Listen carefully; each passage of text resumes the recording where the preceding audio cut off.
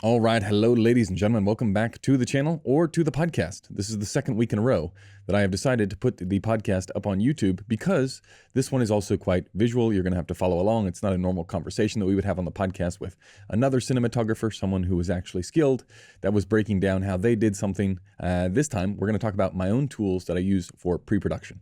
And I should preface this episode by saying I have probably been through 100 different systems for pre-production, and they have all had their flaws. This is the best system that I have used, and it is the least amount of work, which is always a positive in my mind. Least amount of work, the easiest to track alongside and to make changes to, which is probably the one thing that I underestimated the most when trying to come up with a formula for, okay, how am I going to keep track of all of the information that I need to keep track of as a cinematographer over the course of a job, which could range from sometimes you get, a week's notification that you're going to be on a shoot. Sometimes you'll get 2 months in advance. Sometimes you'll get directors that are really, really focused on pre-production. Sometimes you'll get people that you've never met before that you're meeting on the first day of a production or the first day of a location scout. And you need all of the different options to be able to say, okay, we've got, I don't know, some jobs will have 50 different scenes where you have to break each one down individually. Some will just be one location. And trying to find one size that fits everything was the most challenging part of the journey up until finding this system that I currently employ. But also the idea that things are going to adapt and change, and if I get locked into a thing, then it becomes too cumbersome to even work with, and I eventually will drop the ball, and I won't do any of it. And then what happens is I won't do any of it for a really long time, and then I'll get on a job and I'll get burned because I should have been doing this in the background and I wasn't, and then it all goes pear-shaped. And those are the jobs that I just never, ever talk about again, and I never work with those production companies or producers or directors, and ultimately you just hope that no one ever mentions that job again. These things are a reality in the business. It's not going to go away, but this system that I am using currently is the most flexible. That is to say, I can make very, very simple changes. I'm not like a technology guru. I'm not going to come up with the latest and greatest system. I'm going to give me the dumbest thing that will possibly be successful for me in the long run. What's the least amount of work that is idiot-proof? This is the thing that I have found. Okay, so that is what we're going to be looking at today. And let's jump into exactly what we should be looking at. Okay, I will start off by saying the foundation of the system, everything works inside of an app called Obsidian. The great part about Obsidian is it's free.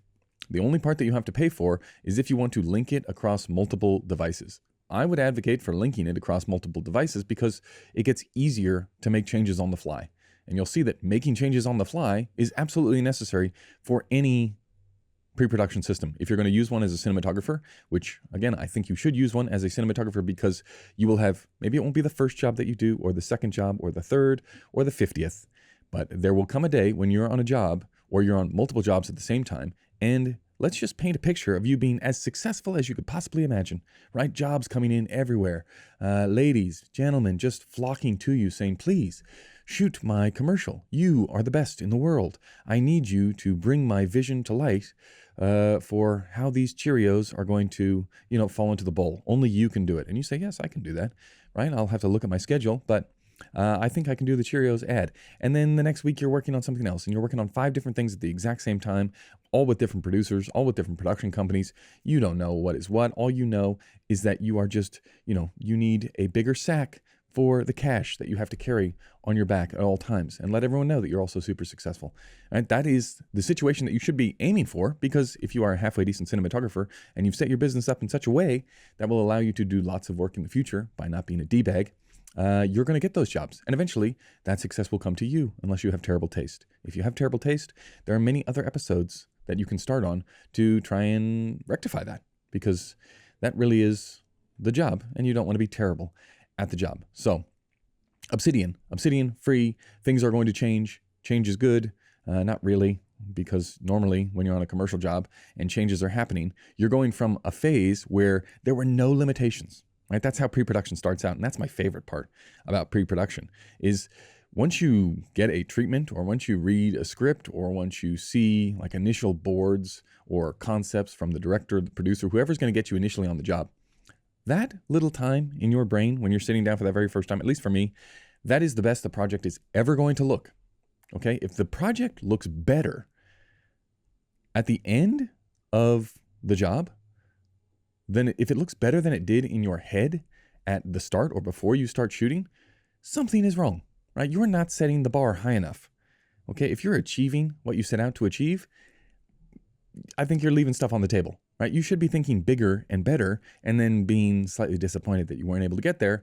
And also, I mean, on the flip side of not achieving the goals that you set out to at the beginning of the project, it also gives you something to talk about with the crew the entire time, right? Something to complain about how I thought this was going to be really good. Turns out it's not that great. And this is why X, Y, and Z. Like, you need conversation on set, right? You don't want it to be awkward. You're just sitting there all day long while other people are working. You need banter. And missing the mark is a great way to constantly have banter on your side. You always have something, like you always have an arrow in your quiver, just like, oh, I thought this was going to be better. It's not. Shoo. Okay. Anyway, so Obsidian is the base. We're going to start there. And I will say, at that onboarding phase, I would say this is the first phase of pre-production, onboarding. That means you are the cog in the wheel. You are not the star of the show. You have been brought on in the commercial sense, much like the narrative sense, depending on how soon you get involved in the project.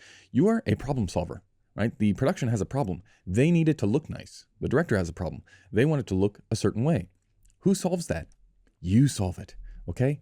You need to get on board as fast as you can, because 9 times out of 10, everyone on the team, when you come on board, everyone on the team has been on the job longer than you. They all know more than you. They all know the history of, the creative director wanted X and the copywriter wanted Y. And now the director has come on and completely flipped the script, and everybody isn't happy because, I don't know, people are arguing at the agency and the client is a nightmare, and all these things are going to be happening behind the scenes. You don't know that. You just got a random email from a producer that you once worked with, right? And now you've decided, well, I'm free that day. Of course I can come along. And you're stepping into what could possibly be either some crazy shitstorm or just, like a beautifully well-run production. I would say those are few and far between, but you need to get on board as fast as possible. So what's that process look like? Okay, so, well, I need to see what's important to the director, what's important to the production company, what have they already sold, what ideas are off the table. And yes, you do that through conversation, but the very first thing you're likely to get, even before conversation with the director, is the treatment. And the treatment is like, oh, these are the images that I like. If you're unlucky, it'll have some other cinematographer's name in there for exactly who's going to make this thing beautiful. They didn't get the job because they were booked on something else more important. You did get the job. Congratulations.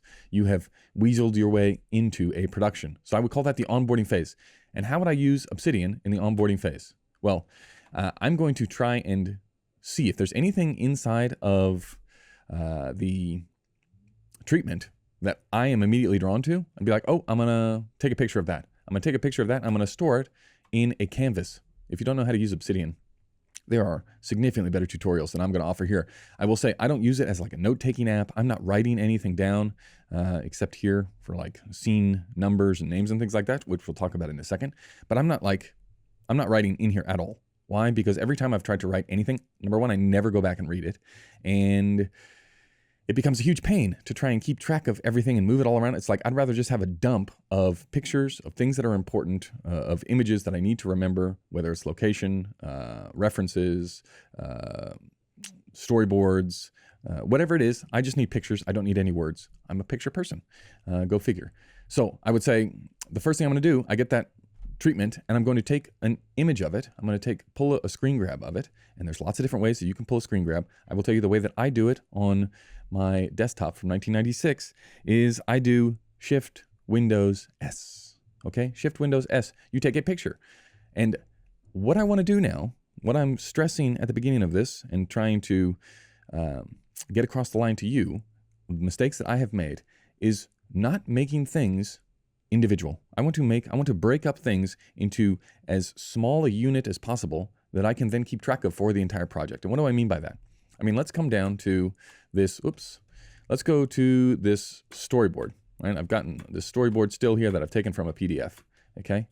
So let's say I could load it in to Obsidian like this, just one page of the storyboard document. Okay, but now it's all clumped together. It's one big thing. Now, all of these things are going to have different issues. All of these shots are going to have different issues. And if I just clump it together, well, now I'm going to have to start explaining things, and it's not going to be like the beautiful thing about Obsidian is that I can just connect various ideas, and this leads into this, and this leads into this. And if you imagine, I don't know, rather than this being a location skill, a still. This is like a reference image. Maybe it's like this, okay?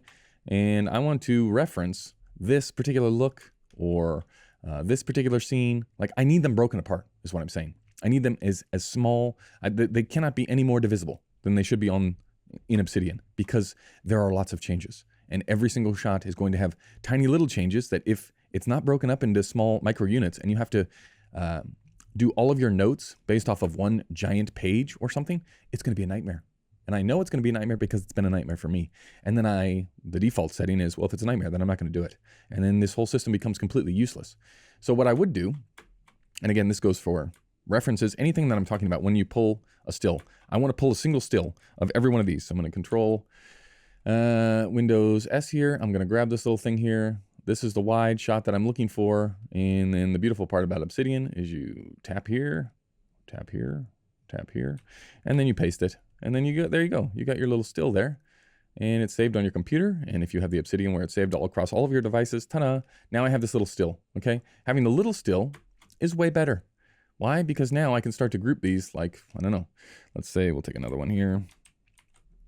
We need this one, and we'll paste it underneath. And now we've got ourselves, you can imagine here, let's just imagine, let's use our imaginations here.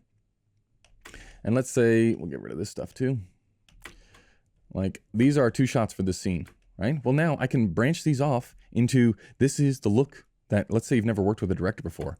And I need, if I do this for, again, every scene inside of the commercial, right? Again, you probably will get references, you'll probably get a treatment, and you might even get like initial storyboards, agency boards, or director boards for, these are the shots we need to get. Now they won't be location specific, like these boards are location specific. They have a background that will map fairly closely to the background that you're going to be shooting in, because these are later stage storyboards. But I'm going to put them in there and I'm going to break them up. Why am I going to do that? Because if I'm on 3 or 4 jobs at the exact same time and I can't remember all of the scenes or all of the setups, if you forget one, that's the huge nightmare, right? You don't want to forget anything. And I don't want to have to remember anything. Why?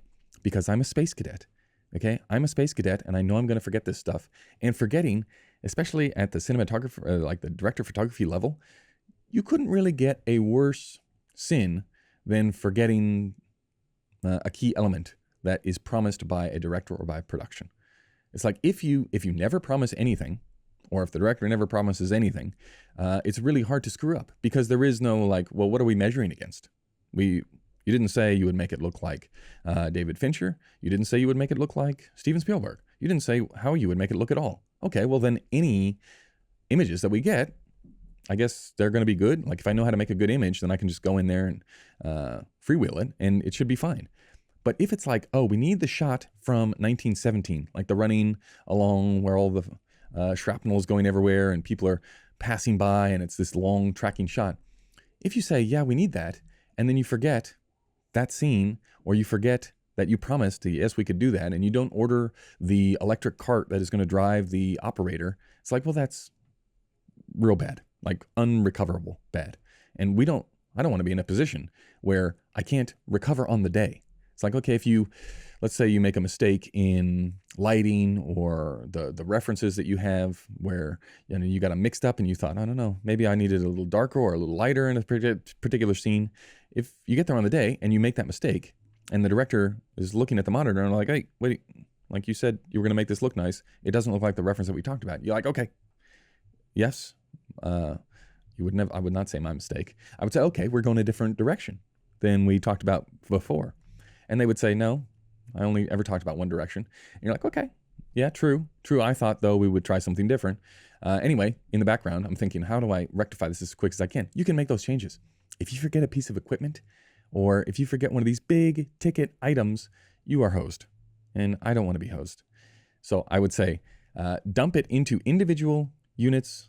And for every single scene, I will have a different area of the canvas. Okay, I never use the note-taking side. I only use the canvas side. So for every scene, I'm going to break it down into its individual units. Now, the main thing, if you've ever followed along with the podcast or the channel in the past, I don't need, like for all of my references, well, it's a big pen. I don't need all of these little close-up shots. Like if we come back to this storyboard, like we've got 2 people sitting on a sofa here. Okay, This is a reaction shot. This is another reaction shot. This is all the same scene. Why do we have all these boards? These boards are not for me. I mean, we need to know these are the shots that we're going to get. But what's for me is this, okay? We need the wide shot. All of this other stuff, especially if it's conventional, like if I'm being honest, I'm only really taking this because in my mind, the job is make wherever they are here as cool as possible, make it look exactly how you want, make it look phenomenal in the wide. And then everything is easier from here, right? As long as you play the coverage from the right angles, as long as you know the systems, as long as you know what you're trying to do, like you don't have to, there's nothing specific here. There's not a ton of work that has to be done in any of these shots that other people need to know about. Like this is much more a me. I need to know these things. Like I need to know, okay, from here, we're not going to swing around. We're going to shoot more straight into this person, which is going to change how I'm going to be lighting them. I also need to go up a lens. Like I need to know those things. Does everybody else on the team need to know those things? Am I ever going to get burned by making this shot look amazing and then be like, oh, I forgot about, doing the close-up? It's like, no, on the day, we're definitely going to do the close. Like we're going to go to the mid shot and then we're going to go to the close up. And if we don't, okay, we didn't need that stuff. But this is going to be the one where, like, if I forgot this one, if I forgot we needed the wide, we're in trouble. Okay, so realistically, if we're on a project, I'm going through the entire storyboards. I'm going through any location photos that I get. I'm just going to dump it on a scene by scene basis, starting with the wide, and then I would do. Sometimes you'll get like, I don't know. We'll delete that.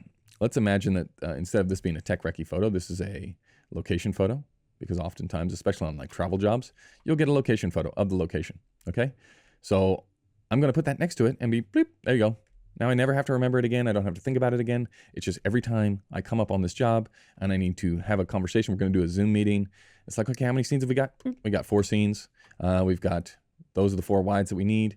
This is the location photo that they sent through. I can easily get across everything. I don't want any space in my memory that, or in my headspace that isn't necessary to be filled with this stuff.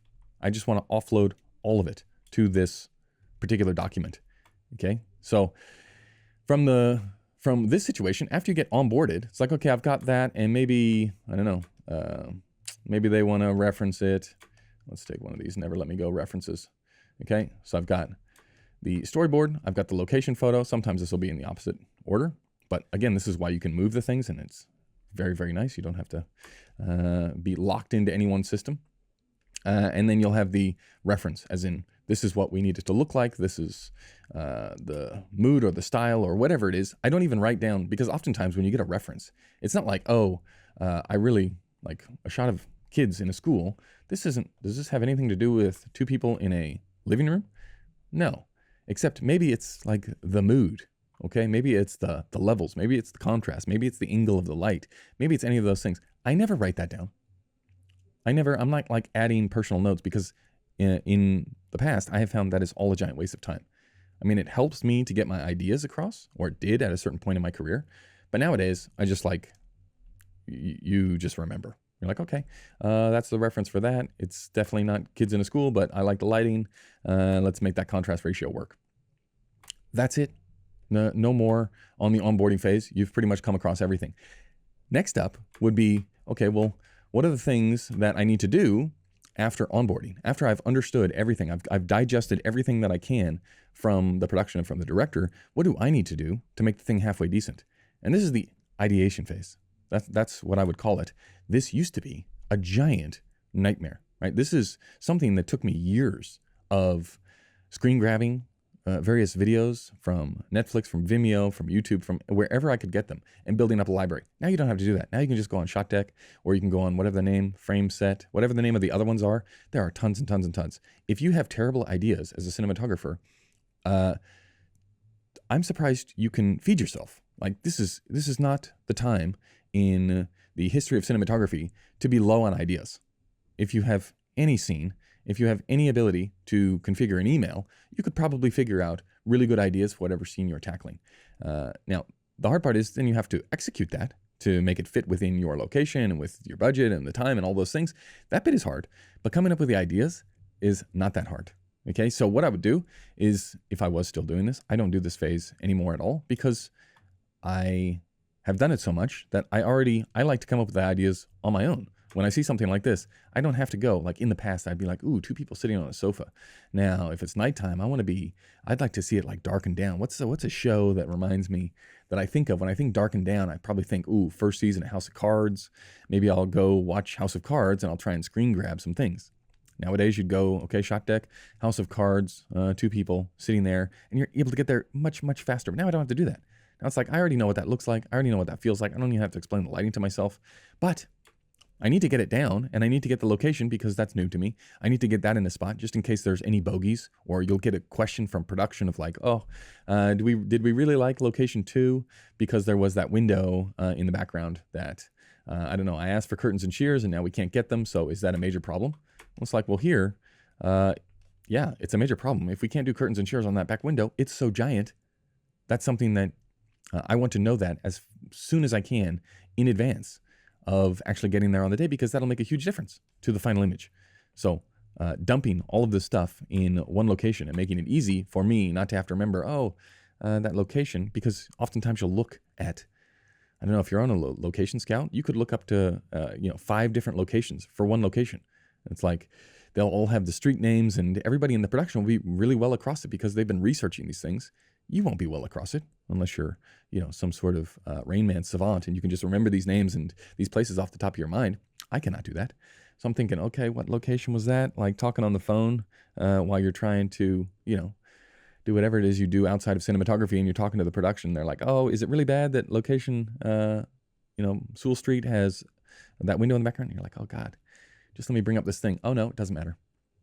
Like, we can fix it. We can make it easier. Whatever it is, that's what we're trying to do. So in the second phase of ideation, I would just do the exact same thing. I would come down here. I mean, I already did an example of this, of Never Let Me Go. This is beautiful cinematography in this movie. If you haven't seen it, one of my favorites. But I would say, okay, well, just pull in all the frames, and then I can move them around to the scenes that are necessary. Like, it couldn't be any easier. Absolutely. Couldn't be any easier. I can't tell you how long I spent in Adobe Bridge or like creating all these different file structures. Now it's just one big giant canvas, one big brain dump where you can come on here. And again, imagine, I don't know, on a normal commercial these days, imagine like 8 different scenes, all with the storyboards broken up individually, all with the location photos broken up individually, all with, eventually when you get there, this section here, this then becomes all the Artemis stills. You're going to go through the normal process now on set, at least the ones that I am on, are location scout. You get there, you might play around a little bit with Artemis, but it's more about, is this place going to look halfway decent for the wide? We don't care as much about all of these smaller shots. We care about, does this location actually work for the wide? And what we're looking for there, it's almost like you're doing an initial interview with someone for a job. You're looking, does this person have horns growing out of their head? Does this location, wherever we are, that location scout, is there anything that immediately screams out no? Because you'll look at 4 or 5, and eventually the director and the production, they'll have an idea of, we really like 1 and 2 for parking reasons, or for maybe it's something on screen. But in the background, at least for the cinematography, it's like, okay, I can make any of these work. I just need to know if there's like a flat out no because we can't get light in here, or because it's on the 2nd story, or because, it's 50 levels up. All of those things come in the location scout process.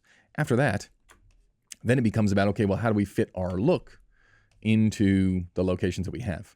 And I would say that is post location recce. So ideation, I would still take screen grabs and just bring them in to, I wouldn't use like shot deck. I wouldn't use any of the online tools as like my hub for my references. I would still bring them in here, and I would just take a screen grab and dump it in here onto the canvas. And I would have a different canvas for every single job. Location recce, again, I would dump all of the stills necessary for the wide shots. I wouldn't care about anything else. I wouldn't waste my time doing any of the smaller shots. And then the big one is the plan, right? This is where you take all of this stuff. This is where having like a breadcrumb trail of everything that you talked about on the location scout and in the pre-production meetings, this is where it actually pays off. Because you'll underestimate how much work this stuff is if you're not busy. Because when you get busy, you're going to have to do the same due diligence on all of the prep stuff that you would normally do if you were not busy, except you're going to be on 5 different jobs at a time, juggling 5 of these different things. And that is, that's like that's the goal. What we're aiming for is to get you that busy. So you might as well come up with a system now that works for when you're that busy. So I would dump it all in here, and then I would say, okay, plan-wise, again, I don't do this now, but if I was no good and just starting out, I would go heavy on the ideation phase to make it easier for my plan. Okay, ideation I'd probably have, if I got 2 people sitting on a sofa, it'd take me 10 minutes to come up with 30 different examples. And then I would put them all in here. And then I would say, okay, what are my favorites? I've got 2 favorites. I'm going to send those to the director, especially if you've never worked with the person before. It's like, which ones do you like? Better that you tell me that now than if you tell me on set. Because if I just take a stab of like, oh, I really like this one, I'm not going to check with anyone. I'm just going to tell the entire team that. I'm going to go through all of the other 3 stages of pre-production and not mention that this is my plan. Do I think that's a good thing or a bad thing? Well, if the person doesn't like it, it's a really bad thing. So best to just check, but not to overload the director or overload the producer with 55,000 options. It's like, you get 2. You get, this is the one I like. This one's not bad either. Do you have a preference? And they go, yeah, I mean, I like the first one's good. The one that you sent through that you like is good, but I'd be leaning more towards the second one. And you go to the second one. Okay, this is the one that I'm thinking. This is what we're going with. This is how then we are going to get it done. If I have a reference image, just think of it like this. I've gotten the green light. Best case scenario, you go through this process, you get onboarded, you go through your ideas phase, you find your little one that makes the most sense. And you say, if I have a week before we shoot to figure out how I would replicate this exactly, should I be able to pull it off on the day if I have a skilled team around me? The answer is most certainly yes, even if you have almost 0 skill. Time can solve for almost 0 skill. Okay, because then you're conversing with everyone else on the team about all their little components of an image. It's like if we come back here, if I had never lit a big cafeteria wide in some old, Harry Potter looking location like this, well, who would I need to talk to? Like, what alert would have to go off in my brain to be like, should we talk to the grip? Should we talk to the gaffer? I'd probably be like, well, we should talk to the gaffer for sure, because there's going to be windows up here. That's how we have to light it. We're going to have to light it from outside. What comes with lighting from outside? That's really big light sources. I also need to make sure that the location has the angle that I need. So I got to talk to the location manager or go back out to the location and make sure I got sun seeker stills to make sure I don't bone myself because light is streaming in here during the day when I don't want it to. I got to talk to the gaffer. And this is a very easy conversation. If you're no good, you show them this still. And you go, this is the look that we're trying to do in our space. And they've seen the location because they've already been there with you. Or you show them the picture of the location over here. And you say, what do you think? This is the look. Do we have the firepower to pull it off? Can we get the firepower? Do we have units that big? Do we have the budget that's going to allow us to go that big? If they say no to any of those things, well, then we have to change course. Or if we don't want to change course, we have to go to the production and say, hold on, Gaffer said we may not have the budget to get the generator necessary for all the lights to go up, or we won't get a chance to pre-light, like red alert. If I have a red alert 2 weeks before the shoot, that's okay. If I have one a day before the shoot, now we're in trouble. And I'm the sooner that I'm able to get this information, the less responsibility falls on my shoulders. It's like, if I don't say anything to anybody, guess whose fault it is? Mine. The production, in an ideal world, the production has given you all of the tools necessary to succeed. If you screw it up, it is 100% your fault. It's very rarely the production's fault if you are honest with them and you give them enough time to fix any of the solutions that you're talking about. Because there will oftentimes, I mean, I've showed this still to probably, I don't know, at least 4 or 5 different jobs. And I would say 4 out of those 5 jobs didn't have some of the things necessary. Either the location didn't work, or we didn't have the budget, or we didn't have the time to get the pre-light in, or we were moving too fast on that day. And all of those things are okay. It's like, we can deal with all of those issues if we know them. If we don't know them, we're in really big trouble. Okay. And so we want to try and get this stuff out in the open as fast as you can. And the way to remember it is to just throw all of this stuff into one giant brain dump of a document broken down by scenes, location stills, reference stills if you have them or if you need them. Now, I say I don't do any of that anymore because I like to come up with the stuff my own. Like I've been through, I have that Rolodex in my head of the things that I like. The people that get me on jobs now, they like the things that I like, so I make the things that I like, and it's significantly easier than going through and finding references. That being said, if you're working with a new director, sometimes it is beneficial to send through those things just so that you are on the same page. Now, this is where all of the work should be happening for you right now, okay? You've done the location scout, you have been onboarded, you've come up with your crazy kooky idea. All of the work for me happens like this. Looking at this image, going, how would we make this as cool as possible? Like I got two people on a sofa.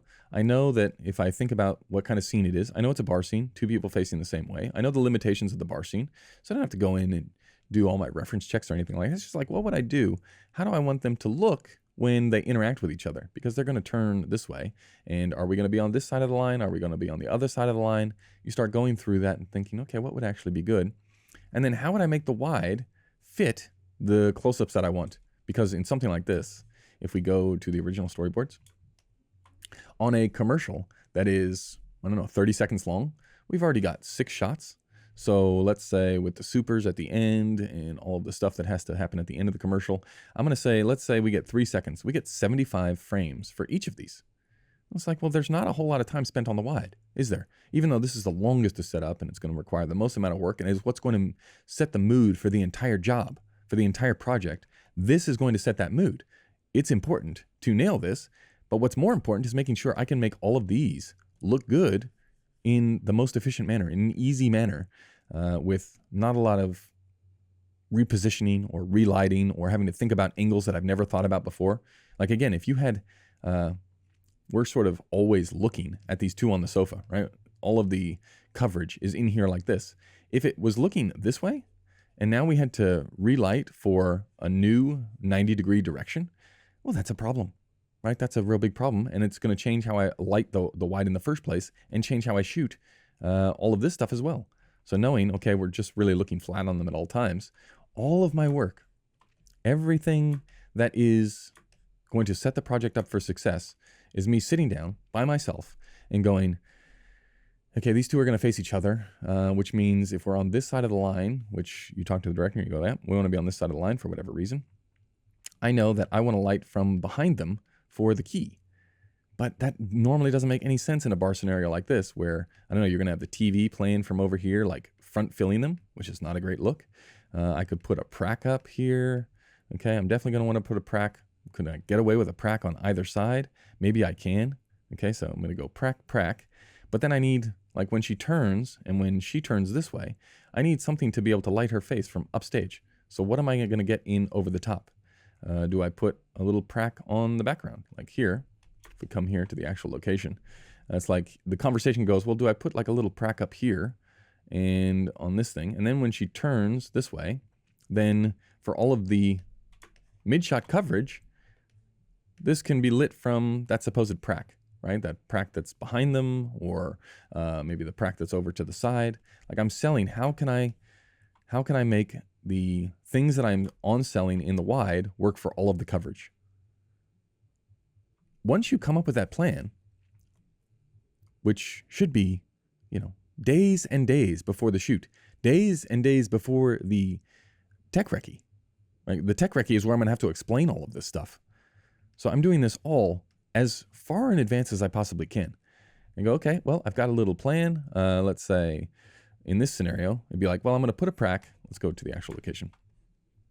I'm going to play a prac here, okay, on the kitchen counter. I'm going to play a prac over here, and then I'll play a prac over here, okay? That's what I'm going to do. In fact, here is going to be like a little side table with a prac.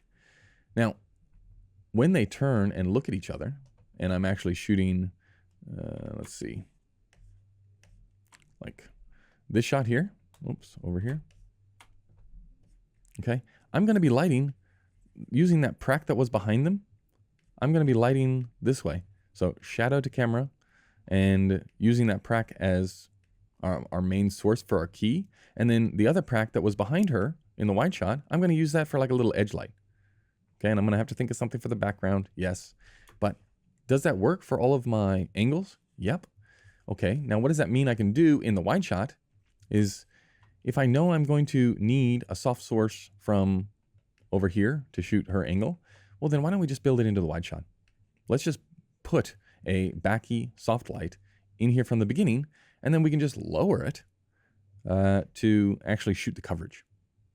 Like, does that make my job any easier? Well, it definitely makes me more efficient because we're going to take the longest to build out the wide. So why not get as many toys in there as we can that we're going to use for the rest of the scene? It's like, how many birds can we kill with this wide shot setup? The more that we can do it, the easier everything gets. And when I say easier, I mean there's less time and there's less energy spent between setups, because there's nothing worse from a cinematographer standpoint, from my own experience of doing this shot and everyone being in a rhythm, and you took your 45 minutes to build it out. Everybody's super happy. The director loves the look. It's like, okay, and we're going to go in for the coverage. And you're like, okay, we have to redo everything because it's not all set up for that. Give me 25 minutes. And you're like, what? And we just spent 45 minutes. You lit the whole space. Now you need 20 minutes to turn it over? Like, this is ridiculous. It should be as fast as the person needs to rearrange or get water or whatever it is. Like, you should be in there, because that gives the director the maximum amount of time with the talent. They do care, but what they want is maximum time with the talent. So the prep process is about eliminating as much time as you could possibly eliminate from trying to problem solve on the day. So having maximum flexibility to say, am I getting every single bit of juice out of the squeeze as possible for this wide setup? So location, storyboard, location, reference, and then you take your Artemis stills on the tech recce. Those boards then become the actual boards that you'll end up using. But the tech recce is, I've already thought of everything, right? I've already drawn it on here, and you can do it sometimes, depending on how much you need to keep this stuff, or if you actually need to draw it out. I know early in my career, like, I had to draw it out to make sure I wasn't crazy. Now you just look and you're like, okay, yep, got it. It takes 2 seconds. But if you need to draw it out, just go in Photoshop and draw the thing on the still. It's like, fact check it. Does that actually work? Yes, it works. Are there any holes? No, there doesn't appear to be any holes. Okay, that's a good thing. Now we're ready for the tech recce, where you go through and you explain all of this stuff. You don't have to talk about any of these close-up things or anything like that. You're talking about one setup. Can we make this work? You're looking for objections. You say, does anyone think that we cannot make this happen? Like, tell me now about either the dolly's not going to fit, or we don't have the power, or we don't have the fixtures, or we don't have the people. Tell me now. Because if you don't tell me now the responsibility has passed from me to you. Okay? And if you drop the ball, that makes me look bad. You don't come back, and none of us ever work again. Is that an outcome that we want? And everyone shakes their head. No, we don't want that. You go, of course, nobody wants that. You guys are all better than me at your jobs. Tell me why we wouldn't be able to do this. Now, their job, at the rest of the crew's job, is not the idea phase, right? Remember, that's you. If you have terrible ideas in today's modern age, guess what you can do? You don't even have to have good ideas anymore. You can just copy other people's ideas. Copy them for as long as it takes for you to get good ideas, right? I built a career on saying, I don't know how to do this nighttime interior. What should I do? How about you just see what every other person has done and then pick the one that you like? And then you reference that with the director and you say, do you like this one? And if they say no, you have 10,000 others to pick from. And then you pick it. And then you say, do you like this one? And they say, yep. And then you say, how am I going to make this happen? And you send it to everyone else in the crew and you say, hey, this is the look that we're going for. Can you make it happen? And if they respond, no, can't, you go, you're fired. Or if it's too late in the job, you say, okay, well, we're going to have to make it happen. And I'm going to have to do some more homework to make sure that you have all the tools necessary. You have to pull it off. Because if you don't pull it off, we're in serious trouble. Is there anything else I need to explain about Obsidian? I don't think so. It's like I dump everything in, and I mean, a lot of the times I don't go through and like connect these things, right? Like, I'm doing the job. If I have to remember that the thing next to the thing is the photo that I'm referencing, we've got bigger problems. Like, I just did that for your sake. I just dumped them, moved them around, and the beautiful part about Obsidian is you can do all of this stuff and it updates across all the apps, and you never have to have another system. So I cannot tell you how many bad systems I have been through. where something will fall through the cracks, or some reference you won't get, or some location picture will go missing. Here, it's like, you couldn't make it any more idiot-proof. This is it. How hard is this? The answer is, it's pretty simple. So I would get yourself Obsidian. I would go through, break down scene by scene, put it into individual little components, light for the wides, do the planning for the wides, do all the location photo dumps straight into Obsidian. As you plan, once the plan is ticked off and you've got everyone approval on board from everybody, it's like, okay, the next step is come back and do the same thing with the storyboards from like the final storyboards, which will end up happening after the location scout, or the tech recce, sorry. And then if there's ever any question about setups, you go to one place as opposed to having to download 10,000 different things from production and remember conversations. Just skip all that and try Obsidian. Okay, I think I made it through everything that is necessary to talk about for pre-production documents, right? I think so. Super, super simple. Don't get bogged down. Like, I'm not drawing anything on these images anymore. I'm not doing the ideation phase anymore. The fun bit for me, the ideation phase for me, comes in the planning. Like, I don't have to look up, I don't know, Boogie Nights. I can just remember Boogie Nights in my head and think, is that really the vibe that I'm going for? Yep, okay, can do it, done. All right, that's going to do it for this one. Next week, we're back with normal conversations on the podcast. Probably won't do it on YouTube. Many thanks for checking it out, and we will see you in the next one. Goodbye.